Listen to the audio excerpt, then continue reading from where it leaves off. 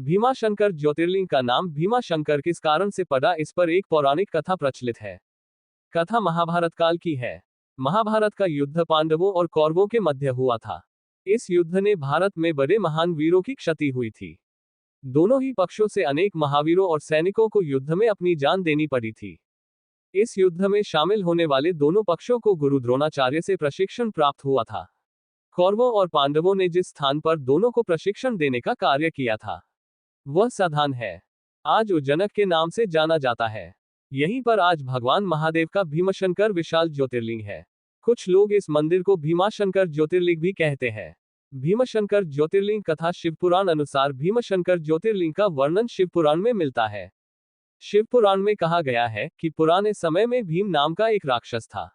वह राक्षस कुंभकर्ण का पुत्र था, परंतु उसका जन्म ठीक उसके पिता की मृत्यु के बाद हुआ था।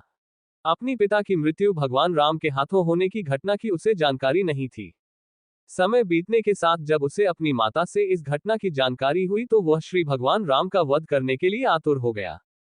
अपने उद्देश्य को पूरा करने के लिए उसने अनेक वर्षों तक कठोर तपस्या की।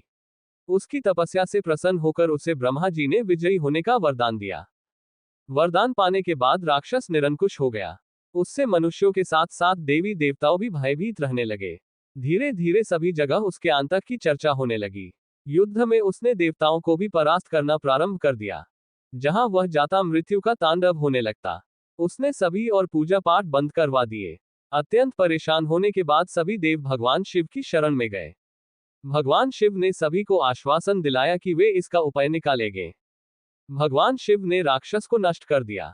भगवान शिव से सभी देवों ने आग्रह किया कि वे इसी स्थान पर शिवलिंग रूप में विराजित हो। उनकी इस प्रार्थना को भगवान शिव ने स्वीकार किया और वे भीमाशंकर ज्योतिर्लिंग के रूप में आज भी यहां विराजित है।